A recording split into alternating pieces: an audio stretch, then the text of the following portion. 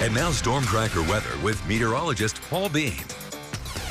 All right, let's start off with that storm tracker because there's a little bit more activity now than there's been for the last month and a half. We are seeing clouds make their way through today, and then that's going to be replaced with rain, or at least some of those small scattered storms by tomorrow. Now, that is actually a bad thing for a lot of that fire activity because, of course, we're going to have very light rain in those storms and some nice chances of lightning and some wind. So it's definitely going to be a mess when it comes to the fire situation, especially since there is a red flag warning for the entirety of eastern Idaho. It's basically the whole area, with one county near Jackson being the one exception, but the entire area being in a red flag warning because of that wind, that dry conditions, and that lightning that's going to start moving through.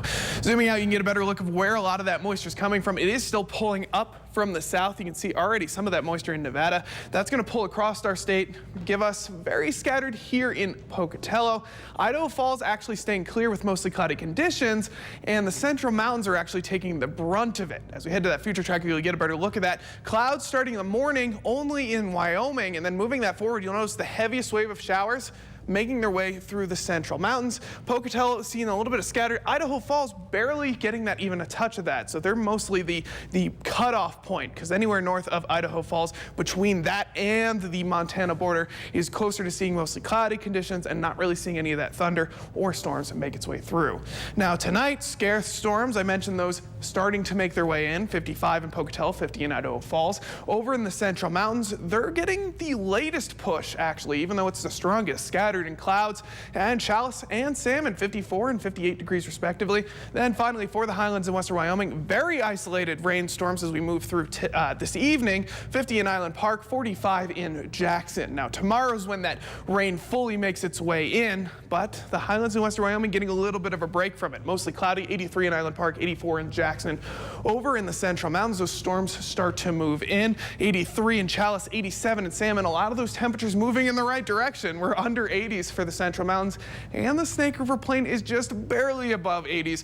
90 in Pocatello, 89 in Idaho Falls, scattered between both sides. St. Anthony 89, Blackfoot 91, so right on that 90 line, but it is definitely an improvement over those upper 90s, and we're seeing some scattered storms move through in the southern half of the Snake River Plain. So Pocatello, you'll expect to see those scattered storms. Friday, 90 degrees, 86, 88 as that rain moves through on Saturday, Sunday, then breaking out of that, warming up slightly, but really 90, 91, not too warm compared to those other temperatures that we've seen all month long and well back into June or July as well.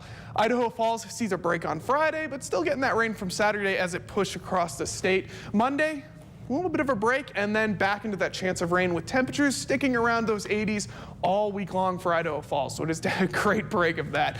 Teton area, chance of rain on Friday. Saturday, seeing that full push rain, although that Friday chance is in the nighttime only. So expect to see clouds for the rest of the day. Sunday through Thursday staying clear, and temperatures slowly warming up back into those low 80s. And then finally, the central mountains, seeing the worst of it tomorrow, but still through Saturday.